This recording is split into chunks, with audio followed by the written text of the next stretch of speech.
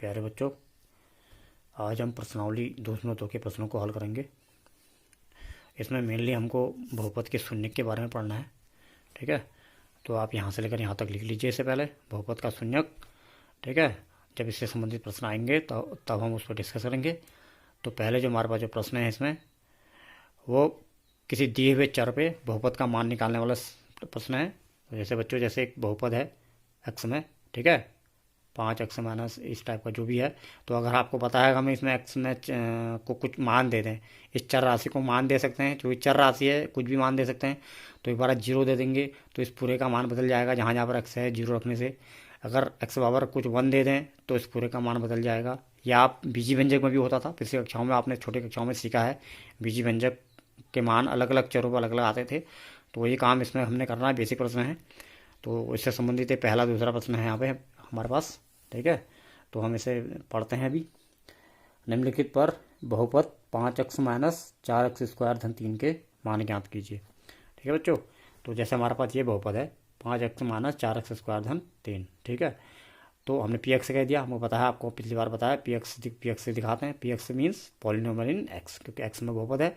तो अगर हमने क्या निकालना है, इस बहुपद का शून्य पर मान निकालना है, एक्स बराबर शून्य पर निकालना है। तो यानी जहाँ जहाँ पर एक्स है वहाँ पर शून्य हो जाएगा। तो यहाँ पर एक्स है वहाँ पर शून्य रखेंगे, तो यहाँ भी तो इसको P0 कहना पड़ेगा। तो पी एक्स के बदले P0 हो गया। तो ये P0 means what is P0? P0 the value of polynomial at X equal to 0। X बराबर 0 पर बहुपद का मान। ऐसे जहाँ पर एक्स बराबर -1 निकालना होगा तो पी वो क्या बन जाएगा, P-1। ठीक है, तो जहाँ जहाँ पर 5x है तो 5 × 0 हो गया। देखो 5x मतलब जब 5 गुणा एक्स होता है तो 5 गुणा एक्स की जगह 5 गुणा 0 करेंगे। ऐसे 4x स्क्वायर में 4 गुणा 0 स्क्वायर, 3 के बदले 3 हो गया। तो 5 गुणा 0 0, 4 गुणा 0 स्क्वायर 0, ये सब 0 बन जाता है। धन 3 सॉल्व करके 3 आ गया। तो यही बहुपद का मान आ गया। ठीक है, ऐसी सेकंड पार्ट, बहुपद तो वही रहेगा। अब इसमें हमने किसका मान निकालना है, एक्स बराबर -1 पर। तो जहाँ जहाँ पर एक्स है वहाँ पर -1 रख दिया। ये यहाँ भी -1, यहाँ तो P-1 कहा जाएगा। यहाँ देखो, जहाँ जहाँ पर एक्स है -1। ये कैलकुलेशन आप अच्छी तरह सीख चुके हैं, सभी पूर्णांकों से संबंधित कैलकुलेशन है। ठीक है, कि क्या जोड़ घटाना गुणा भाग की कैलकुलेशन होती है। पहले मैंने बता रखा है, पहले इसमें गुणा के नियम लगते हैं, फिर जोड़ घटाने के नियम लगते हैं। ये सब आपको छोटी कक्षाओं में बताए हैं। ठीक है, अगर आपको फिर रिकैप्चुल, और इससे पहले भी जो कैलकुलेशन आई थी उसमें मैंने बार बार आपको रिकैप्चुलेट कराया है। फिर भी अगर आप फिर से देखना चाहते हैं तो अभी मैंने वीडियो डाली है ग्रुप में। ठीक है, आप मेरे यूट्यूब चैनल पर जाके देख सकते हैं। छोटी क्लासों के लिए मैंने 7th और 8th क्लास के लिए वीडियो डाली है मैंने। उसमें मैंने पूर्णांकों के गुणधर्मों में पूर्णांकों के गुणा संबंधी नियम और योग और अंतर संबंधी नियम बताए हैं, और उसमें अच्छे से समझा रखा है। तो आप मेरे यूट्यूब चैनल पर जाके आप उस वीडियो को देख लीजिए। ठीक है बच्चों, तो देख लीजिए, कुल मिला के यहाँ पर 5 × -1 से -5 बन गया। ये माइनस माइनस प्लस होता है तो प्लस माइनस फिर माइनस, ये अंदर का स्क्वायर होके प्लस बन गया, फिर बाहर के माइनस से गुणा हो जाता है तो माइनस हो जाता है। फाइनल अल्टीमेट चिन्ह इसका माइनस हो गया। तो 4 × 4 धन 3। ये तो गुणा के नियम लग गए। फिर मैंने बोला प्लस माइनस के नियम बाद में लगता है। तो प्लस माइनस के नियम के लिए भी मैंने क्या बोला है, जब ऐसे 2 से ज़्यादा होते हैं तो पहले प्लस वाले एक तरफ जुड़ जाएंगे, माइनस वाले एक तरफ जुड़ जाएंगे। प्लस वाला तो अकेला है, माइनस वाले 5 और 4 हैं तो माइनस का 9।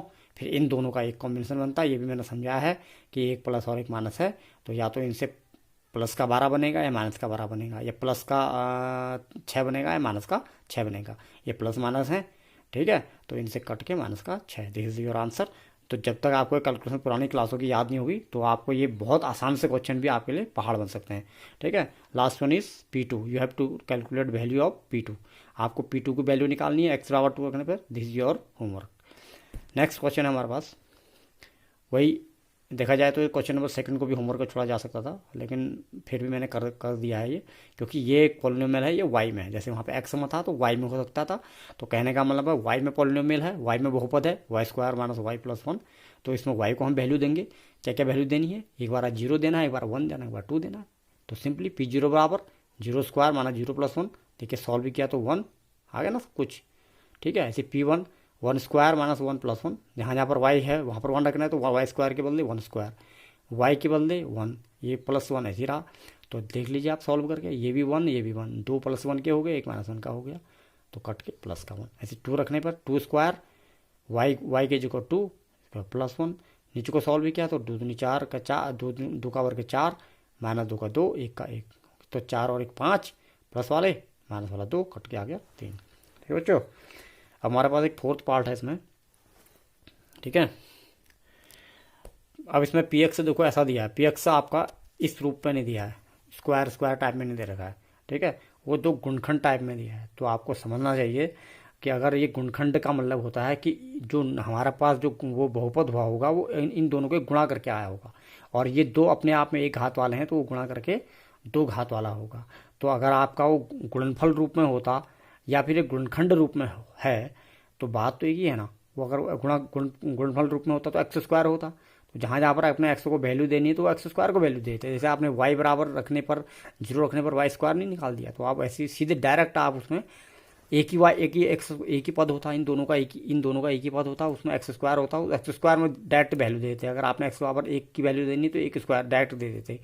और यहाँ पर क्या है, वो गुणनफल रूप में नहीं है, गुणनखंड रूप में है। तो 2 अलग अलग खंड हैं तो क्या फ़र्क पड़ता है, तो आप अलग अलग खंडों में एक्स बराबर जो मान देना, एक बार इसमें भी दे देंगे इसमें भी दे देंगे, यानी ये गुणखंड रूप में है। तो ऐसा आपके पास प्रश्न हो सकता है, ताकि आप इससे कंफ्यूज ना हो, इसलिए मैंने इसे करा दिया। तो P0 निकालने के लिए देखो, इस एक्स में भी 0, इस एक्स में भी 0, तो अब इसको अलग सॉल्व भी किया तो 0 -1 से -1, इसको अलग सॉल्व भी किया तो 0 +1 से +1। अब आपका देखो 1 1 जा तो 1 ही होगा, लेकिन माइनस प्लस माइनस। ऐसे P1 रखने का मीन्स जहाँ जहाँ पर एक्स है वहाँ पर 1, तो पहले वाले में 1 -1, दूसरे वाले में x +1 की जगह 1 + 1। ठीक है, तो पहले वाले का आंसर 0 आया, दूसरे वाले का 2 आया, तो सॉल्व करके 0 × 2 0। ऐसी P2 निकालने के लिए देखो x -1 है तो 2 -1, x +1 है तो 2 + 1, पहले ब्रैकेट से बना 1, दूसरे ब्रैकेट से बना 3, तो 1 × 3 करके 3 आ गया। ठीक है बच्चों, this all about question number first and second. Now we come across to question number third. तो क्वेश्चन नंबर थर्ड हमारे पास है बहुपद के शून्यक के संबंधित। अब आप यहाँ पढ़िए, बहुपद का के का मतलब है कि बहुपद का एक शून्यक भी हो सकता है, एक से ज़्यादा भी हो सकते हैं। और आप इसको रिमाइंड कर लीजिए कि एक बहुपद का शून्यक कब, बहुपद का शून्यक एक कब होगा, जब बहुपद एक लीनियर पॉलिनोमियल होगा, यानी जब इस प्रकार का रेखिक वाला होगा। ठीक है, यानी एक घात वाला बहुपद होगा। हमने पिछली बार आपको घात बता रखी है, यानी बहुपद अगर एक घात वाला बहुपद है तो उसका शून्यक एक ही होगा। 2 घात वाला होगा उसका 2 शून्यक होंगे, 3 घात वाला 3 शून्यक होंगे, इसलिए हमने का ऑब्लिक के पढ़ा है। ठीक है, तो यानी क्या होता है वो, या क्या होते हैं वो, चर राशि का ऑब्लिक के वह मान जो बहुपद का मान शून्य कर दें। यानी कहने का मतलब है उस चर राशि का कौन सा मान रख दें। जैसे अभी हमने यहाँ पर निकाले हैं मान, देखिए आपने x बराबर ये रखा, उत्तर -6 आया, x बराबर ये रखा, उत्तर ये आया। आपने देखा इधर तो आपने कुछ भी रखा लेकिन उत्तर तो 0 नहीं आया ना। ये मतलब इस उत्तर का मीन्स बहुपद का मान किसी में 3 आया, किसी में -6 आया, लेकिन आप किसी किसी में चेक करेंगे कि कुछ ऐसा मान होगा, वो अपने आप में 0 भी हो सकता है, बिना 0 का भी हो सकता है, लेकिन यहाँ उत्तर 0 आना चाहिए। तो कहने का मतलब है चर राशि का वह मान जो उत्तर को 0 बना दे, यानी बहुपद का मान ही शून्य बना दे। ठीक है, तो उस मान को क्या कहते हैं, बहुपद का शून्य कहते हैं। अगर फॉर एग्जाम्पल ये P-1 का मान शून्य आता तो P-1 क्या चीज़ है, वो x का मान -1 रखने पर है, तो x का मान -1 रखने पर Px शून्य बन गया, तो इसका मतलब x बार -1 उसका शून्य होता। तो चर राशि का ऑब्लिक के वह मान जो बहुपद का मान शून्य कर दे, बहुपद का ऑब्लिक के शून्य कहलाता, ऑब्लिक कहलाते हैं। अर्थात कहने का मतलब है अगर Px कोई बहुपद है, उसमें x बराबर a रखने पर शून्य हो जा रहा है, x बराबर a रखने पर बहुपद का मान शून्य हो जा रहा है, तो x बराबर a उसका बहुपद कहलाएगा। और x बराबर a रखने पर वो बन क्या जाएगा, वो pa बन जाएगा ना। जैसे Px से बनने पर P0 बन गया, तो ऐसी pa का मतलब a बराबर 0 भी हो सकता है, pa का मतलब pa आपका Px से ही मिला है x बराबर a रखने पर। ठीक है, और x बराबर a रखने पर अब वो क्या, Px तो 0 नहीं है, जब तक खाली Px होता तो 0 नहीं है, लेकिन Px में x बराबर जैसे आपने ये रख दिया तो फिर वो 0 बन जाता है, यानी उत्तर 0 आ जाता ना, जो जैसे मैंने अभी बताया। तो यानी x में x बराबर a रखने पर ऐसे उत्तर 0 आ जाता है, तो फिर वो एक pa बना कहाँ से, x बराबर a रखने पर तो करा। तो यानी जो बहुत शून्यक क्या चीज़ निकली, ये चीज़ शून्यक निकली, x बराबर a। ठीक है बच्चों, तो इसलिए हमने इसको अंडरलाइन किया है। अर्थात यदि pa बराबर 0 तो x बराबर a क्या कहलाएगा, बहुपद Px का शून्य कहलाता। अभी आप क्वेश्चन से ज़्यादा बेटर समझेंगे। हमारे पास थर्ड का जो पहला पार्ट है, देखिए ये बहुपद है हमारे पास Px बराबर 3x + 1। तो इसको मैं पढ़ देता हूँ क्वेश्चन को। सत्यापित कीजिए कि दिखाए गए मान निम्नलिखित स्थितियों में संगत बहुपद के शून्यक हैं। ठीक है। हाँ, तो हमारे पास बहुपद तो दे रखा है हमारे पास क्या 3x+1 दिया हुआ है, ठीक है। हाँ, हमारे पास बहुपद दिया हुआ 3x+1। हमको x⁻⁻1/3 को चेक करना है, ठीक है। x⁻⁻1/3 को चेक करना है कि उसका शून्यक है या नहीं। तो सीधी बात है, पहले हम बहुपद को लिख लेंगे पी एक्स बराबर ये, तो उस मान को, इस मान को चेक करना है, तो इस मान को रख के देखेंगे उसमें। जैसे हमने बोला, हमने यहाँ पर उस मान को रख के शून्य आ जाता, शून्य हो जाता। तो देखा हमने x⁻⁻1/3 को जब रखा, तो यहाँ तो ऐसे ही रखेंगे, दिखाएंगे इसको -1/3, ठीक है। तो 3 वही जैसे पिछली बार हम रख रहे थे, रखना तो है वही प्रोसेस, लेकिन वहाँ पर हम इसको शून्यक नहीं बोलते थे क्योंकि वहाँ पर शून्य आया नहीं था। अब यहाँ पर भी वही काम कर रहे हैं। जैसे पी एक्स हमारे पास ये है, तो x पावर हम -1/3 के लिए रख सकते हैं। तो -1/3 रखने पर देखिए x की जो -1/3, 1 की जगह 1। अब 3x का मतलब जब 3 गुणा होता है x के साथ, तो इसका मतलब भी तो 3 गुणा होगा -1/3 के साथ। 3 से 3 कैंसिल, तो ये तो बता -1, ये +1, और -1 + 1 से 0 मिल गया। तो कहने का मतलब क्या हुआ, x बार -1/3 रखने पर 0 आ गया। तो आप इस तरीके से लिख लेंगे, इसलिए x बार -1/3 पी एक्स का एक शून्यक है। बच्चों, प्रश्न एक काफ़ी होता है समझने के लिए कि किस तरह के प्रश्न है, ठीक है। फिर भी मैं आपको बता रहा हूँ, देखिए बहुत आसान से प्रश्न है। अब ऐसी देखो, पी एक्स बराबर x² - 1 है, ठीक है। इसके लिए हमें किसको चेक करना है, ये थर्ड पार्ट है। इसके लिए हमें x बराबर 1 और -1 के लिए चेक करना है, ठीक है। और वैसे भी मैंने आपको बताया, ये 2 घात वाला बहुपद है, तो इसके 2 शून्यक होंगे। तो हमें चेक किसके करना है, एक बहुपद तो ये है, लेकिन हमें चेक करना है एक बार +1 के लिए, एक बार -1 के लिए। तो एक बार इसमें +1 रख दिया, P1 रख दिया, तो देखो 1² - 1 जो कि 1 - 1 जो कि 0। -1 मतलब -1 का स्क्वायर -1, और -1 का स्क्वायर +1 हो जाता है, तो 1 - 1 0। कहने का मतलब है P1 भी 0 पहुंच गया। देखो P1 बराबर करा, नीचे को सॉल्व करते गए, तो इसका मतलब P1 का मान 0 आ गया। P-1 करा, बराबर को नीचे को लिखते गए, ठीक है, ये = 0। आप ये बराबर को ऐसे नहीं लाएंगे, या तो इसके बगल में आप बराबर ले जाएं। अगर आप ऐसे बराबर करें, या तो आप इधर को सॉल्व कर लें, या फिर ऐसे नीचे को सॉल्व करें। यानी कि यहाँ पे आपने P1 बराबर यहाँ बराबर कर रखा है, फिर यहाँ से बराबर कर रहे हैं, यानी पी एक्स के इधर नहीं ले जाएंगे बराबर को, ठीक है। वैसे बढ़िया तरीका तो यही होता है। अगर आपको ऐसे, मैं कभी जब ऐसे स्पेस कम होता है, मैं ऐसे भी कर देता हूँ, ऐसे भी कर सकते हैं, लेकिन वैसे आप ऐसे करेंगे तो सीध में ज़्यादा अच्छा रहेगा, ठीक है। लेकिन इधर नहीं ले जाना होता है। तो कहने का मतलब P1 = 0, P-1 = 0। कहने का मतलब है ये दोनों ही इसके शून्यक हैं। तो ये आपका लिखने का तरीका समझ जाइए आप। तो x = 1 और -1 दोनों पी एक्स के शून्यक हैं, ठीक है बच्चों। ऐसी इसका क्वेश्चन नंबर इसका 4th पार्ट है, ठीक है। तो 4th पार्ट में है आपका वही, जैसे पिछली बार एक ऐसा बहुपद हमारे पास दिया था 2 गुणनखंडों के गुणनफल के रूप में, पी एक्स = एक ब्रैकेट में x+1, दूसरे ब्रैकेट में x-2। तो आपने क्या चेक, और सीधी सी बात है, ये भले ये आपका गुणनफल के रूप में है, तो देखा जाए तो नेट जो बहुपद होगा वो क्या होगा, 2 घात का बहुपद होगा, ठीक है। तो 2 घात का बहुपद होगा, तो इसके लिए भी हमको 2 शून्यक दे रखे हैं उसने। एक दे रखा है -1, एक दे रखा है 2। तो हम इसलिए एक बार -1 को चेक कर रहे हैं, तो -1 रख दिया। देखो -1 + 1, ये -1 - 2, x-2 है ना। तो ये तो बन गया ब्रैकेट में 0, और ये बन गया -3, ठीक है। वट एवर में the value in the second bracket, 0 से गुणा करेंगे तो 0। ऐसी P2 की वैल्यू क्या है, देखो x+1 में क्या होगा, वही x के बदले 2 रख दिया ना, 2 + 1, यहाँ x-2 के बदले 2 - 2। यानी यहाँ फिर सॉल्व करके भले ही 3 आ गया, लेकिन यहाँ 0 है, तो फिर इसकी वैल्यू 0। यानी अल्टीमेट वैल्यू P-1 की भी 0, अल्टीमेट वैल्यू P2 की वैल्यू 0। कहने का मतलब है x बराबर -1 और (2) या -1 व 2 एंड 2, कुछ भी कह लो आप, ये दोनों ही क्या हैं, पी एक्स के शून्यक हैं, ठीक है बच्चों। इस प्रश्नावली का अंतिम प्रश्न, इसमें कुछ पार्ट अगर बचे हैं, देखिए आपके लिए होमवर्क हैं, ठीक है। हर उसमें मैंने कुछ पार्ट आपके लिए होमवर्क है, बिल्कुल इसकी इन क्वेश्चन के रेप्लिका हैं, वो आपके लिए छोड़ रखे हैं, ठीक है। आपको करेंगे, इन क्वेश्चन को अच्छे समझेंगे और प्रैक्टिस करेंगे, तब बेहतर समझ आएगा। बिल्कुल जो डिफरेंट क्वेश्चन होता है, थोड़ा भी मैं उससे नहीं छोड़ता हूँ आपके लिए, ठीक है। अगर आपको हार्डर प्रॉब्लम देने के लिए तो छोड़ा जा सकता है, लेकिन मैं उसे नहीं छोड़ता हूँ। लेकिन ये बिल्कुल ही सिंपल है, यहाँ पर करना खाली समय बर्बाद करना है इन्हें, क्योंकि यहाँ पे वह क्लास में तो कराना होता है, वो हो भी जाता, यहाँ पर वीडियो में बहुत ज़्यादा समय लेता है, और उसे कराना कुछ भी नहीं है। क्योंकि अगर आपको यहाँ पर सारे पार्ट करा दी जाएँ जो बिल्कुल एक दूसरे के रेप्लिका हैं, तो वो तो आप बिल्कुल एनल्ट रह जाएंगे।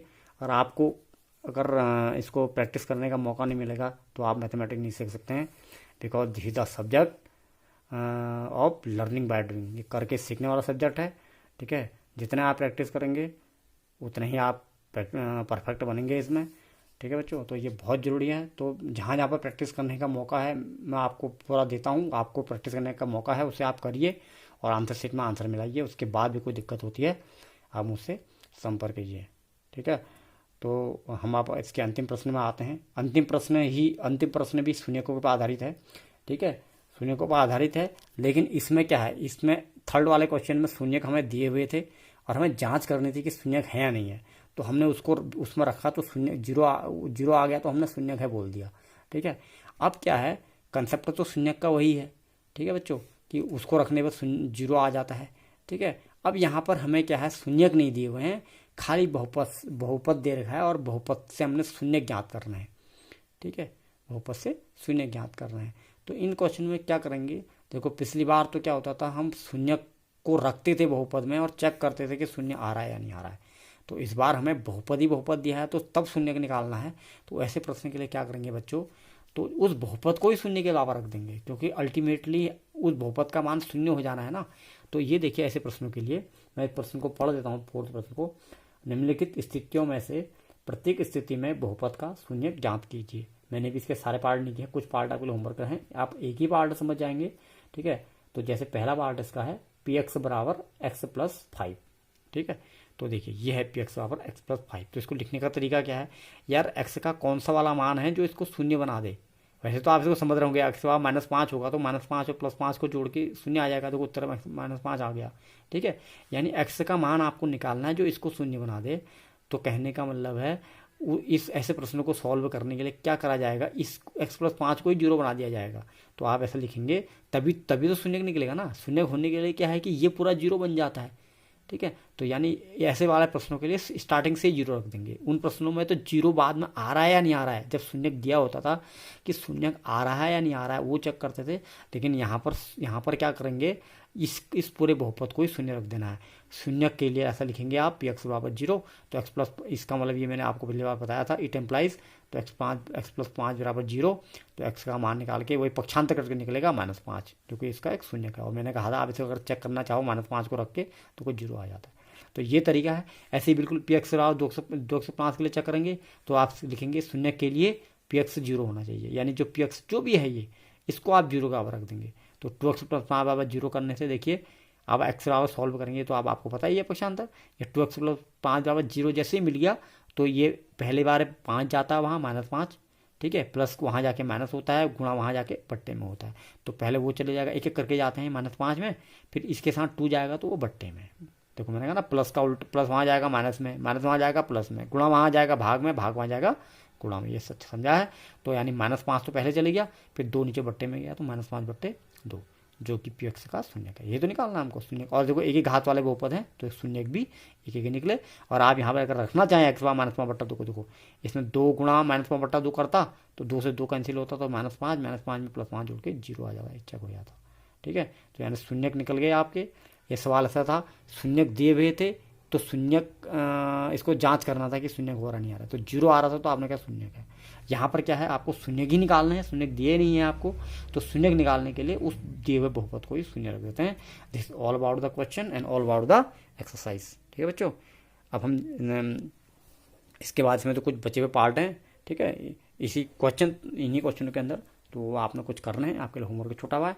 तो अब हम अगली वाली प्रश्नावली इसमें आज ही पढ़ लेते हैं, ठीक है, क्योंकि छोटी प्रश्नावली थी, थोड़ा सा आज हम पढ़ सकते हैं, ठीक है। तो उस प्रश्नावली से पहले हमें एक प्रमेय इसमें पढ़ना है, जिससे हम कहते हैं रिमाइंडर थ्योरम, शेषफल प्रमेय। तो शेषफल प्रमेय बच्चों क्या है, इसको आप जरा देखिए, ठीक है। ये है हमारे पास शेषफल प्रमेय। यदि px कोई बहुपद है जिसकी कम से कम एक घात है, तो px को किसी अन्य रैखिक बहुपद x - a से भाग देने पर प्राप्त शेषफल pa होगा, ठीक है बच्चों। क्या मतलब हुआ इसका, आपने छोटी कक्षाओं में भाग देना सीखा है, जैसे बीजी व्यंजक था ना, वहाँ पे बीजी व्यंजक को ही आप रिमाइंड करिए। जैसे बीजी व्यंजक की मैं जोड़ घटाने की बात करी, वही यहाँ पर बहुपद के जोड़ घटाना था। बीजी व्यंजक के गुणा की बात करी, वही बहुपद का, क्योंकि बीजी व्यंजक से ही बहुपद बना है। ऐसे ही बीजी व्यंजक को आपस में भाग देना था, वही इसका भाग देना है। फिर भी आपको अभी आगे और पढ़ाया जाएगा, इसके अगली प्रश्नावली में आपको बहुपदों का भाग देना सिखाया जाएगा, ठीक है। और आपके इवन 10th क्लास में भी बहुपद का भाग है, तो ये आपको फिर एक तरह अच्छी तरह समझाया जाएगा। लेकिन इतना तो आप समझ रहे हैं ना कि बहुपद को एक बहुपद से दूसरे बहुपद में भाग देंगे तो उसमें भी कोई भागफल शेषफल आता है। कैसे? जैसे आप किसी एक संख्या 3 है आपके पास, अगर बहुपद नहीं है वो, वैसे आप 3 भी अपने आप में एक बहुपद है। मैंने बोला संख्याएं भी अपने आप में अचर बहुपद का उदाहरण होती है जिनकी घात शून्य होती है। तो 3 का भाग आप 15 को, आप 3 का भाग 15 में देने को कंसिडर कीजिए, जरा आप सोचिए, और 3 का भाग 16 में देने को देखिए। तो 3 का भाग 15 में देने में तो शून्य शेष आता है, और 3 का भाग 16 में देने में 1 शेष आता है। यानी किसी संख्या का किसी संख्या में भाग देने पर या तो शेषफल शून्य आता है, या फिर शेषफल शून्य से इतर कोई संख्या आती है अशून्य आता है। ठीक है, तो वही बात यहाँ पर बहुपद में भी हो सकती है। ठीक है, तो आप यहाँ पर घात वाला चीज़ क्या लिखी है आप समझ रहे होंगे। अगर एक बहुपद x माइनस ए है, ठीक है, इस x माइनस ए से अगर मैं भाग दूंगा तो वो आपका शून्य घात वाला तो हो नहीं सकता ना। जैसे आप वहाँ पर संख्या में देखते थे, अगर 3 का भागा 1 में तो जाएगा नहीं। वहाँ तो संख्या देखते थे कि 3 से छोटा 3 नहीं होना चाहिए, 2 नहीं होना चाहिए, 1 नहीं होना चाहिए। या तो 3 का भाग 3 में जाएगा, या फिर 4 में जाएगा, या तो बराबर वाले में जाएगा, बड़ा में जाएगा। तो यहाँ पर क्या होता है बच्चों, यहाँ पर बड़ा छोटा कौन दिखाता है बहुपदों में? यहाँ पर बड़ा छोटा में संख्याओं में तो आपने बता दिया कि 3 से बड़ा 4 है। और यहाँ पर क्या देखा जाता है, इसको हमेशा याद रखिए आप, इस यहाँ पर बहुपदों की घात देखी जाती है। कहने का मतलब यह है, ये x माइनस ए, ये x माइनस ए की जगह x माइनस 5 भी हो सकता है, x प्लस 5 भी हो सकता है। कहने का मतलब है, अभी आपको समझाऊंगा मैं आगे कैसे हो सकता है, लेकिन इतना समझ लीजिए आप, ये तो आप जानते ही हैं पहले से कि x वाला पद है तो इसका मतलब इसकी एक घात है। ठीक है, तो इस x से एक घात वाले का भाग x एक घात वाले में जाएगा, या तो x प्लस 5 का x प्लस 3 में चले जाएगा। ठीक है, x आपका आपका 2x माइनस 3 में चले जाएगा। ठीक है, आपका x मतलब x घात में चले जाएगा। आप कहेंगे x प्लस 5 x प्लस 3 तो छोटा है, नहीं वो छोटा नहीं है, वो छोटे की बात नहीं। यहाँ पर वो छोटा नहीं देखा जाता है, यहाँ पर घात देखी जाती है, क्योंकि x प्लस 5 और x प्लस 3 और 2x प्लस 5 सबकी घात 1 है। हाँ, अगर खाली नीचे 3 बचेगा या खाली नीचे 5 बचेगा जो कि संख्या है, उसमें भाग नहीं जाएगा। तो यानी या तो x माइनस ए का, यानी x माइनस 5 का या x प्लस 5 का अगर भाग देना है तो या तो नीचे x वाले पद हों, या फिर x स्क्वायर x क्यूब वाले पद हों, यह मतलब है इसका। तो ये भागा के नियम तो लगता ही लगता है, तो ये बहुपद में भी लग गया। ये कोई शेषफल प्रमेय के लिए अलग से नहीं लगा। ठीक है, कि कम से कम एक घात का मतलब यह है, क्योंकि भाग देने वाला तो भी तो एक घात का है, तो यानी कम से कम एक घात का मतलब है जिसको दे रहा है, यानी x minus A P x को भाग दे रहा है। मीन्स यानी पी एक्स या तो x टाइप का हो, या x स्क्वायर टाइप का हो, या उससे बड़ा कुछ भी हो, x क्यूब x की घात 4। ठीक है बच्चों, तो इतना तो आप समझ गए कि पी एक्स कोई बहुपद है जिसकी कम से कम एक घात हो। ठीक है, अगर भाग यानी कहने का मतलब एक घात का यह है तो कम से कम एक घात का वो भी हो। एक का है तब भी चलेगा, लेकिन एक से ज़्यादा है तब भी चलेगा, लेकिन एक से कम घात नहीं चलेगा। और एक से कम घात किन की होती है? अचर राशियों की, जैसे 1 2 3 4 5। ठीक है, एक्स तो ये अकेला तो एक्स का मतलब एक्स की घात 1। ठीक है, जो खाली संख्या होती है उसे हम एक्स की घात 0 के रूप में लिखते हैं, वो होता है 0 घात। तो एक घात वाला का भाग ए वाले में तो जाएगा। यानी जो जिसमें हम भाग दे रहे हैं बहुपद, वो पी एक्स कम से कम एक्स टाइप का जोड़ हो, या वाई वाले से देंगे तो वाई टाइप का हो, जेड वाले से देंगे तो वो भी जेड का हो। अगर इसमें एक्स है तो उसमें भी कम से कम एक एक्स जरूर हो। तो अब भाग देने पर क्या होता है बच्चों, जैसे मैंने बोला शेषफल आता है। ठीक है, भागफल तो आता है। यहाँ पर भागफल को आपने बात नहीं करनी है, यहाँ पर आपने शेषफल को बात करनी है। और शेषफल क्या हो सकता है, या तो शेषफल 0 आ जाएगा, या 0 के अलावा कोई संख्या आ जाएगी। जैसे 16 17 तो एक ही टाइप के हो गए। 16 में भाग देने में 3 से 1 बचा, 17 में भाग देने में 2 बचा, लेकिन 15 में भाग देने पर 0 बचा। तो आप इस तरह से समझिए कि भाग से दो प्रकार के रिजल्ट निकले। एक में शेषफल 0 आया, एक में शेषफल अशून्य आया। ठीक है बच्चों, अभी आगे जाके अभी आपने अगली प्रश्नावली या इसी प्रश्नावली का एक अंतिम प्रश्न में एक शेषफल जो 0 आता है वो उसे क्या बोलते हैं, उसकी भी स्टडी करनी है। तो फिलहाल अभी आप समझ लीजिए कि शेषफल चाहे 0 आए या बिना 0 का आए तो वो क्या होगा शेषफल। क्या आपको जरूरी है पूरा भाग देना? तरीका तो वैसे है, आपको वो भी सिखाया जाएगा। आपने वो तरीका भी सीखना है। जैसे मैंने बोला अभी अगली प्रश्नावली में भी सिखाएंगे कि एक बहुपद से दूसरे बहुपद में भाग देना। लेकिन ये शेषफल प्रमेय आपको ऐसे इनेबल बनाता है, आपको ऐसी टेक्निक देता है कि आप वो लंबा भाग नहीं देंगे, आप देने की जरूरत ही नहीं है। आपको बिना भाग दिए हुए आप शेषफल बता सकते हैं। है ना बड़ा इंटरेस्टिंग। तो क्या बताता है बच्चों, वो उसका तरीका भी थोड़ा बहुत आप पढ़ चुके हैं। तो वो ये कहता है कि अगर पी एक्स को एक्स माइनस ए से, यहाँ पर है ना, तो पी एक्स को एक्स माइनस ए से भाग देते हैं तो प्राप्त शेषफल पी ए होता है। कहने का मतलब है अगर x माइनस ए से भाग दे रहे हैं तो वो px कुछ नहीं करना है, आपने शेषफल बराबर सीधे लिख देना है px में p।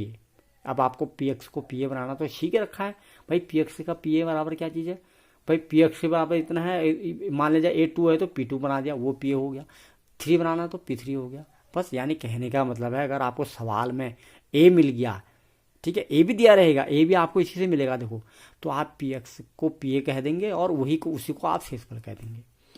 ठीक है बच्चों, अब बताइए, और वो ए कहाँ से मिलेगा, ए मिलेगा भाग देने वाले बहुपद से, यानी एक्स माइनस ए से। ठीक है, अब एक्स माइनस ए वाले से ए कैसे मिलेगा, आप समझ रहे हैं, कहने का मतलब है एक्स माइनस वाले एक्स माइनस ए वाले से, ध्यान देना इस बात को, एक्स माइनस ए वाले से पी एक्स को बहुपद भाग देने पर शेषफल क्या बन रहा है, पी ए, यानी इतना काम है हमारा, मात्र ही पी ए हमारा काम है। यानी कहने का मतलब है इस एक्स में एक्स के बदले ए रख दें, उसको कुछ मान दे दें, यानी सवाल तो आपका एक्स के रूप में होगा, उसका मान आप ए के रूप में यानी संख्या के रूप में निकाल देंगे ना, जैसे वो आपने 2 3 रखे, जैसे यहाँ पर एक्स के रूप में था, उत्तर बाद में संख्या के रूप में आ गया ना पी ए रखने पर, यानी शेषफल आपका ए के संख्या के रूप में अगर आ गया आपने ये के रूप में ए रखने पर, तो वो आपका उत्तर हो जाता है। लेकिन अब ए कहाँ से रखेंगे आप, ए कहाँ से मिलेगा आपको, ए मिलेगा आपको वही जो भाग देने वाला उससे, भाई भाग देने वाले का संबंध है तभी तो निकल रहा है ना शेषफल, है ना। तो ये इससे कैसे मिलेगा आप ये समझिए, ये एक्स माइनस ए से ए कैसे मिलेगा आप जरा समझिए, तो एक्स माइनस ए को अगर हम जीरो के बराबर रखें तभी तो ए मिलेगा उधर जाके। यानी कहने का मतलब है उस बहुपद में शेषफल, उस बहुपद का शेषफल निकालने से पहले जो भाग देने वाला है उसका शून्यक निकाल देते हैं। यानी जब ये एक्स माइनस एक, और जैसे हमने एक्स माइनस ए को जीरो करके मैंने कहा था ए निकालो, फिर ए को यहाँ रखो, तो एक्स माइनस ए को जीरो रखने का मतलब इसका इस नीचे वाले जिससे भाग दे रहे हैं तो उसका शून्यक तो निकालना एक तरह से। तो यानी एक्स माइनस ए से ए प्राप्त करने को क्या कहेंगे हम, इसका शून्यक निकालना। यानी जो भाग देने वाला बहुपद है उसका पहले शून्यक निकाल रहे हैं और उस शून्यक को जिसमें भाग दे रहे हैं उसमें रख दे रहे हैं। ठीक है बच्चों, तो इसलिए अर्थात ये नीचे को ये लाइन मिलती नहीं है किताब में, मैंने अपने ओर से लिखी है, इसको समझ लीजिए। ठीक है, अर्थात पी एक्स को एक्स माइनस ए से भाग देने पर शेषफल बराबर क्या होगा, एक्स माइनस ए के शून्यक ए पर पी एक्स का मान।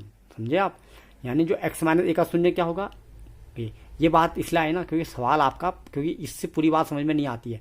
ये नियम अब सबके लिए काम आ गया, ये नियम प्लस वाले की भी हो गया, क्योंकि अगर एक्स प्लस 5 होता तो इसका शून्य क्या होता, इसको जीरो रखने पर -5, तो यानी पी -5 निकालते हम। अगर ये एक्स -5 होता तो इसका शून्य क्या होता, इसको जीरो रखने पर +5, तो पी 5 निकालते। कहने का मतलब है हम इन सवालों की शुरुआत वहां से करेंगे, जो भाग देने वाला बहुपद है उसको पहले शून्य के बराबर रख देंगे, उसको पहले शून्य के बराबर रख देंगे, उस शून्य रखने से ए का मान निकलेगा, समझ लो, है ना, ये ए बराबर निकलेगा ना, यानी ए का मान मतलब वो एक्स का मान है, वो एक्स मान ए बराबर शून्य बराबर एक्स बराबर वो चीज निकली ना, वही तो एक्स बराबर ए तो शून्य का है। यानी वो रखने पर उसको, यानी इसको शून्य के बराबर रखने पर जो एक्स का जो मान आया वही तो ए है, उस मान को फिर पी एक्स में रख दिया, यानी पी ए निकाल दिया उससे। ये पी एक्स बराबर अब ये है, तो जैसे अब ये पिछली बार की तरह क्वेश्चन नहीं हो गया, ये फर्स्ट बार की तरह, सेकंड थर्ड फोर्थ भी नहीं, पिछले एक्सरसाइज के कि जब एक्स का मान नहीं निकला। यानी कुल मिला के इन सवालों में पहले हमको एक्स वो ए निकालने वाला सवाल होता है, जो हमको शून्य उसके भाग देने वाले भाजक को जीरो के बराबर रखने से मिलता है। ठीक है बच्चों, अब बात क्लियर हो गई। अब हम एक बार फिर से पढ़ लेते हैं इस प्रॉब्लम में। यदि पी एक्स कोई बहुपद है जिसकी कम से कम एक घात है, तो पी एक्स को किसी अन्य रेखिक बहुपद एक्स माइनस ए से भाग देने पर प्राप्त शेषफल पी ए होगा। अर्थात पी एक्स को एक्स माइनस ए से भाग देने पर शेषफल बराबर एक्स माइनस ए के शून्यक ए पर पी एक्स का मान, यानी एक्स माइनस ए के शून्यक ए पर पी एक्स का मान होगा पी ए। भाई ए पर पी एक्स का मान पी ए तो होता है, और पी क्या चीज निकलेगी, जो एक्स माइनस ए को जीरो रखने पर आएगा, के शून्य, एक्स माइनस ए का शून्य यहाँ पर तो लिखा, यानी यहाँ से लेकर यहाँ तक का अर्थ ही है कि इसको शून्य के बराबर रख देना है। ठीक है बच्चों, अब आएंगे हमारा पहला प्रश्न, तो हम प्रश्नावली 2.3 का पहले प्रश्न को पढ़ेंगे। ठीक है,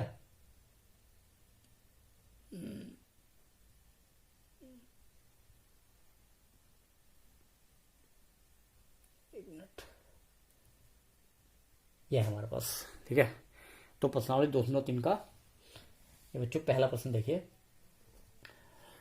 x³ + 3x² + 3x+1 को निम्नलिखित से भाग देने पर शेषफल ज्ञात कीजिए। ठीक है, तो यानी वही चीज़ है, वो कह रहा है कि x³ + 3x², ये तो मैंने सॉल्यूशन किया है, आप प्रश्न देख लेंगे, पढ़ लेंगे प्रश्न बुक में अपनी। ठीक है, और आपको प्रश्न दिख भी रहा होगा यहाँ पे। ठीक है, x³ + 3x² + 3x+1 को x+1 से भाग देने पर शेषफल ज्ञात कीजिए। ठीक है, यानी कहने का मतलब है जिसको भाग दे रहे हैं ये तो पी एक्स हो गया, तो मैंने कहा था ये बाद में आएगा, पहले जिससे भाग दे रहे हैं उसको जीरो के बराबर रखना है। यानी जीरो का रखना, उसका शून्यक निकालना है, बोला ना मैंने। तो सीधे सॉल्यूशन ऐसे स्टार्ट करेंगे। आप ये तरीका समझ लीजिए, मैं बहुत बड़े तरीके से कराता हूँ, इसको आप इस तरीके से करिए, ठीक है। तो आप x+1 का शून्यक बराबर, यानी इसको इट इम्प्लाइज करते हैं ना ऐसे, इसको नीचे को भी कर सकते थे आप। ये मैंने बोला कि यहाँ से यहाँ तक एक है, यहाँ से अंडरलाइन कर नहीं भी कर सकते थे, लेकिन अंडरलाइन करके दिखा आपको इसलिए दिखा रखा है कि यहाँ से यहाँ तक एक है, यहाँ से यहाँ तक एक, यहाँ से यहाँ तक एक। यानी इसका शून्यक का मतलब इस पूरा x+1 को जीरो रख दिया, और इसका मतलब x⁻−1। और जैसे x⁻−1 निकला यानी ये a निकल गया। अब यानी इस पर हमने px का मान रख देना है, यानी px में इसको रख देना है, ठीक है। अब लिखेंगे अब px बराबर ये तो दे रखा हमको बहुपद में, ठीक है। तो सीधे सीधे इस p-1 का मान निकाल देंगे। अगर x⁻2 निकला होता तो p2 निकालते, x⁻3 निकला होता तो p3 निकालते, x⁻−3 निकला होता तो p-3। तो p-1 रखना आप पहली बार सीख ही चुके हो रखना। ये x की जो -1 जहाँ पर है, ये -1 जहाँ पर है, देखो -1 की घात 3। अब आपको पता है माइनस की ऋण घात क्या होती है, मैंने आपको हमेशा बताई, माइनस की हमेशा विषम घात माइनस में आती है, क्योंकि 3 बार माइनस होगा उसमें, माइनस गुणा माइनस गुणा माइनस, क्या हो गया -1। ऐसे ही माइनस की 2 घात में माइनस गुणा माइनस 2 बार में +1, तो प्लस गुणा 3 3। ऐसे यहाँ पर प्लस गुणा माइनस, तो 3 एकम 3, माइनस का 3 +1। प्लस वाले कितने हो गए 3 और 1 4, और माइनस वाले कितने हो गए 3 और 1 4। यानी कुल मिला के शेषफल बराबर 0, अर्थात शेषफल कितना निकल गया 0। बस शेषफल तो निकालने का सवाल है। और क्यों निकला है शेषफल 0 हमने, यानी इसी को, हाँ अभी देखिए 1 मिनट और, अभी हमने शेषफल की बात ही नहीं आई थी, हमने तो खाली p-1 निकाला है। x बराबर पहले हमने इसका शून्यक निकाल के -1 रखा है, और p-1 बराबर 0 आ गया, ठीक है। ये तो अभी यहाँ पर तक का उत्तर आ गया। लेकिन अभिष्ट शेषफल हमने 0 क्यों बोला, क्योंकि शेषफल प्रमेय यही बताता है, क्योंकि जब हम इसको शेषफल बराबर, यहाँ तक शेषफल प्रमेय नहीं लगा, यहाँ से यहाँ तक मान निकालने में शेषफल प्रमेय नहीं लगा, शेषफल प्रमेय लास्ट लाइन में लगा है।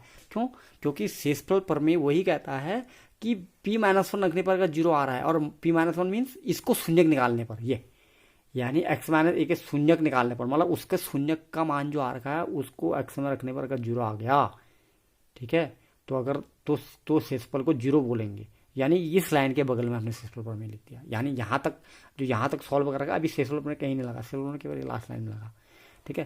यानी कहने का मतलब यह है, क्या हमने कहने का मतलब है यहाँ से यहाँ तक सॉल्व करके जो आंसर आएगा वो शेषफल होगा। अगर यहाँ से, और हाँ 0 आना कोई जरूरी नहीं है, मैंने बोला यहाँ से यहाँ तक अगर p-1 रखने पर, जैसे यहाँ पर नहीं आता अलग अलग मान, किसी -6 आ रहा, कभी कुछ यहाँ से यहाँ तक सॉल्व करके -6 आ रहा होता तो शेषफल -6 होता, यहाँ से यहाँ तक सॉल्व करके 5 आ रहा होता तो शेषफल 5 आ रहा होता। हाँ, अब एक स्पेशल केस होता है, जैसे मैंने अगर अभिष्ट शेषफल इसमें अगर 0 आ जाए, तो उस 0 को, उस केस में क्या है, उस ये जो भाग देने वाला तो ये है ना, आपने समझ गया x+1 भाग देने वाला है, और ये इसको ये ऐसा है जिसमें भाग दे रहे हैं, तो उस केस में इसको क्या बोल देते हैं, इसका गुणनखंड बोल देते हैं। अभी आप आगे जाके पढ़ेंगे, देखिए। यानी ये वाला, ये यहाँ पर फिलहाल अगर आपसे बोला जाए कि x+1 क्या है, यहाँ पर शेषफल तो 0 कर ही दिया उसने। अरे भाई, जब 3 का भाग 15 में देंगे तभी तो 3 पंजे 15 होगा, शेषफल 0 होगा, यानी 15 का गुणनखंड 3 है नहीं है। लेकिन अगर 16 में देंगे तो 3 पंजे 15 होगा, शेषफल तो 1 बता सकते हो आप, लेकिन गुणनखंड कहोगे नहीं कहोगे। तो कहने का मतलब है शेषफल तो 15 वाले में भी निकलेगा, 16 वाले में भी निकलेगा, लेकिन चूंकि 16 वाले में शेषफल 1 आ रहा है तो उसमें गुणनखंड नहीं बोलेंगे, 15 वाले में शेषफल 0 आ रहा है उसे गुणनखंड बोलेंगे। ये चीज़ आपने अगले एक्सरसाइज में सीखनी है, ठीक है। यानी शेषफल प्रमेय से आगे की चीज़ अगले एक्सरसाइज में सीखनी है, और ये अभी इसी एक्सरसाइज में लास्ट प्रश्न भी है, ठीक है। तो फिलहाल हम अभी 5वां प्रश्न को पढ़ते हैं। तो ये प्रश्न तो यही है, इसी का 5वां पार्ट थोड़ी, ठीक है। तो इसमें आपको बताना है क्या, बहुपद तो वही है, px तो वही है आपका x³ धन 3x² धन 3x धन 1।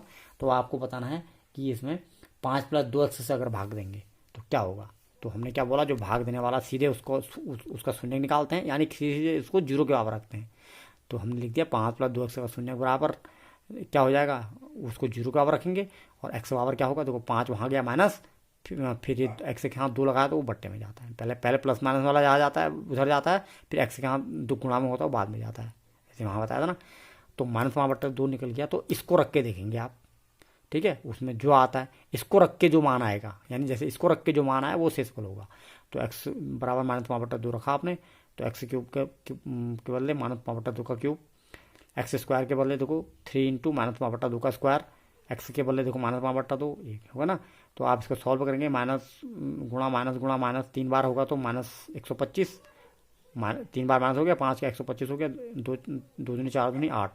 ऐसे यहाँ 2 बार में हमेशा आप याद कर लीजिए कि -1, क्योंकि माइनस माइनस 2 बार में प्लस हो जाता है, फिर 3 बार में फिर माइनस हो जाता है, फिर 4 बार में फिर minus minus minus minus plus, 4 बार में फिर प्लस हो, यानी माइनस की अगर समघात होंगी 2 4 6 8 वो तो प्लस में होंगी, और विषम घात क्या होंगी, माइनस में होंगी। तो इसलिए इसका उत्तर माइनस में आया। ठीक है, उत्तर तो 5 का क्यूब करके 125 ही आना है उसने अंक, न्यूमेरिकल वैल्यू। ऐसे इसका भी 25 आया, लेकिन प्लस का 25 आया, और बाहर से 3 है तो 25 3 75, 2 दूनी 4, यहाँ पर 2 दूनी 4 दूनी 8। ऐसे यहाँ पर एक ही है, तो जैसे 1 घात 3 घात माइनस में होंगी तो प्लस माइनस माइनस 15/2 इसको आप सॉल्व कर सकते हैं। सबका एलसीएम 8 हुआ, 8 एकम 8, 125, 4 दूनी 8, 75 दूनी 150, 2 चौको 8, 15 चौको 60, और यहाँ पर क्या हुआ, 1 को 1/1 कर सकते हो, 1 अट्ठा 8, 8 एकम 8 ऊपर, ये तो आपको पता ही है। तो प्लस वाला 158 आ गए, और माइनस वाले 185 आ गए। तो 158 प्लस के हैं, 185 माइनस के हैं, तो कट के क्या होता है, माइनस का 27। ये आपको समझा रखा है। ठीक है, आप देख लीजिए पुरानी वीडियो। और ठीक है, -27 ये पूर्णांकों का है, तो क्या है 6/7 का, तो -27/8। ठीक है, जैसे ही -27/8 इसको क्या आ गया, तो शेषफल भी यही है, क्योंकि शेष अभिष्ट शेषफल -27/8, इसके बगल में शेषफल प्रमेय से लिख देंगे। ठीक है, अब इसके बाद बच्चों इसमें लास्ट प्रश्न है, इसमें क्वेश्चन नंबर 2 आपके लिए होमवर्क है। ठीक है, और कुछ इसमें जो पार्ट बचे होंगे फर्स्ट वाले में, ये भी आपके लिए होमवर्क है। ठीक है, बिल्कुल वही रेप्लिका क्वेश्चन है इसके। तो क्वेश्चन नंबर 3 अब आपका हम पढ़ते हैं। इसमें जांच कीजिए कि 7 + 3x³ + 7x का एक गुणनखंड है या नहीं है। ठीक है, तो बच्चों मैंने वही बात आपको बताई थी, अगर गुणनखंड होने वाला भी गुणनखंड प्रमेय, इसको कहते हैं गुणनखंड प्रमेय, जो मैंने अभी आपको बताया कि शेषफल 0 हो जाता है गुणनखंड, यानी एक शेषफल प्रमेय से गुणनखंड प्रमेय निकलती है। यानी जैसे आप किसी को चेक कर रहे थे, ये इसका शून्यक है, 7 + 3x क्या कह रहा है, 7 + 3x इस पूरे का गुणनखंड है या नहीं है। तो कहने का मतलब है गुणनखंड होने के लिए भी तो पहले उसको भागी चेक करोगे आप, जैसे आप भाग और शेषफल चेक करोगे। सिर्फ गुणनखंड ये होता है कि वो शेषफल को 0 बना देता है, यानी लगाएंगे उसमें भी शेषफल प्रमेय। ठीक है, यानी जो भाग देने वाला वहां भी 7 + 3x है। ठीक है, अब वो भाग देने वाला ऐसा स्पेशल है, जैसे मैंने कहा 16 को भाग देने वाला 15 को भी भाग देने वाला 3 ही है, 15 को भाग देने वाला भी 3 है। लेकिन अगर 15 को भाग देने वाला अगर 3 होगा तो शेषफल 0 कर देगा, तो करने वाला भाग देने वाला तो वही है, जैसे यहाँ शेषफल कर रहे थे, तो यहाँ भी शेषफल निकालेंगे। तो वही इसको पहले शून्य निकालेंगे 7 + 3x को, जिसको गुणनखंड हमें बताना है। जैसे अगर वो कह रहा था कि इससे भाग देने पर शेषफल निकालो, तो इसका मतलब जिसको गुणनखंड बताना है कि है या नहीं है, तो उसको भी, यानी भाग देने वाला तो वही है, जो भाग देने वाला है वो इसी को तो गुणनखंड चेक कर सकते हैं। यानी गुणनखंड किसी को बताना है तो वही तो भाग देने वाला है, यानी वही तो छोटा है। ठीक है, तो यानी उसको पहले शून्य करेंगे, तो x का मान -8/3, वही p x का मान -8/3 रखने पर p x में देखिए ये p माइनस वही काम कर रहे नहीं कर रहे हैं, यानी दिखा जाए ये सवाल इस सवाल में फर्क है। यानी यही का अगर p -8/3 रखने का मतलब क्या है, जो उत्तर आएगा वही तो शेषफल होगा, वही तो वो उत्तर होगा जो 7 + 3x को इसमें भाग देने पर शेषफल होगा, जैसे ऊपर कर रहे थे। तो लेकिन यहाँ पर हमने देख दिया कि भाग देने पर जो शेषफल आया, क्योंकि वही तो p -7/3 का मान होता है, तो वो आ गया आपका माइनस, मतलब जो भी आ गया समथिंग, ये 0 नहीं आया। देखो नॉट इक्वल टू 0 कर दिया ना हमने। ठीक है, तो जहाँ पर हमको पता लग गया कि 0 का नहीं आ रहा है, तो हम क्या कह देंगे, चूंकि शेषफल 0 नहीं है, जैसे मैंने बोला कि 16 में भाग दे रहे हैं तो शेषफल 0 नहीं आ रहा है, एक शेषफल बच रहा है, तो इसका मतलब आप समझ गए। मैंने एक ही 3 से 15 को और 16 को भाग देने का अंतर आपको समझाया कि 16 में एक शेषफल बच रहा है, तो क्यों 3 16 गुणनखंड नहीं है, और 15 में एक शेष नहीं, कोई शेष नहीं बच रहा तो गुणनखंड है। तो जहाँ पर शेष नहीं बचता है तो आप कहते हैं गुणनखंड नहीं है। और इसी बेस आप पर आपकी अगली प्रश्नावली है। ठीक है, वो उसने पता नहीं ये प्रश्न को क्यों दे दिया प्रश्नावली में, हो सकता है आगे की तैयारी के लिए, लेकिन आप इसको समझ लीजिए कि यही आपका गुणनखंड प्रमेय है। अगली वाले प्रश्नावली में आपने यही चेक करेंगे, यही शेषफल प्रमेय को आप याद रखेंगे, ऐसे ही करेंगे बिल्कुल। इसका शून्यक निकालेंगे, उसको मान रखेंगे, उस शून्यक का मान रखेंगे उसमें, और जैसे शून्यक का मान रखेंगे, अगर शेषफल 0 आ रहा है तो उसका वो गुणनखंड है। ठीक है, वही भाग देने वाला जो है। ठीक है, मतलब शून्यक कौन होगा, गुणनखंड कौन होगा, फिर यही 7 + 3x है। देखो शून्यक तो ये है, लेकिन गुणनखंड इसी से तो मिल रहा है ना, तो हम कहेंगे 7 + 3x उसका गुणनखंड है। और अगर उसका शून्य नहीं आ रहा है तो उसका मतलब गुणनखंड नहीं है। जैसे यहाँ पर इसको सॉल्व वो रखने के बाद जैसे शेषफल निकाला था आपने, यानी शेषफल यहाँ पे निकाला जाता है, गुणनखंड वाले में भी शेषफल निकाला जाता है ना। तो शेषफल अगर शून्य नहीं आया तो आपने कहा गुणनखंड नहीं है। तो ये ऊपर की प्रोसेस है।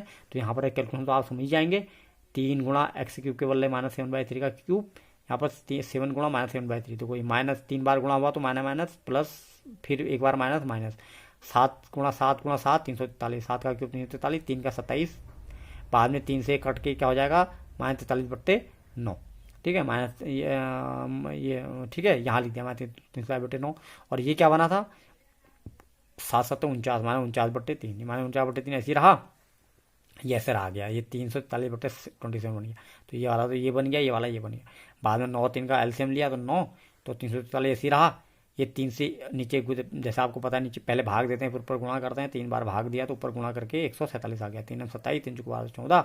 अब ये -343 -147 माइनस में जुड़ जाएंगे, इनकी वैल्यू आ गई -490, नीचे का 9 रह गया। तो ठीक है, चाहे -490 आए चाहे +490 आए, कुछ भी आए, बट्टे 9 करके तो जीरो आ ही नहीं सकता ना। तो कहने का मतलब है ये जीरो नहीं है, तो इसलिए ये अब लिख दिया। तो अब चूंकि शेषफल is not equal to zero, इसलिए इसका गुणनखंड नहीं है। और ये जो आपने तरीका सीख लो, इस तरीके से आप अगले प्रश्नावली में भी करेंगे, जब हमको गुणनखंड बताना, बिल्कुल ऐसी शेषफल निकाल के, शेषफल जीरो नहीं होगा तो यहाँ तक का सोल्यूशन तो सेम रहेगा। जीरो आ जाएगा तो जीरो नॉट इक्वल टू नहीं करेंगे, ठीक है, तो यहाँ भी नॉट इक्वल टू नहीं करेंगे। बस जीरो आ गया तो ठीक है, यहाँ पर लिख देंगे चूंकि शेषफल जीरो, इसलिए इसका गुणनखंड है। मतलब यहाँ तक उत्तर सेम रह गया। जैसे जीरो आ गया तो बस चूंकि ये बराबर जीरो है, इसलिए शेषफल बराबर जीरो है, इसलिए इसका गुणनखंड है। और यहाँ पर नहीं आया तो शेषफल नॉट इक्वल टू, जीरो को जीरो लगा इक्वल टू बराबर लगा के काट दिया तो जीरो नहीं है, तो शेषफल भी नहीं है, तो गुणनखंड भी नहीं है। ठीक है, this all about the question and all about the exercise. ठीक है, इसको अभी तैयार कर लीजिए। ठीक है, अब हम अगली वीडियो जल्दी लाएंगे इसके लिए, जब गुणनखंड प्रमेय के लिए और अगले एक्सरसाइज के लिए, तो तब तक आपको ये नॉलेज होनी चाहिए। ठीक है बच्चों।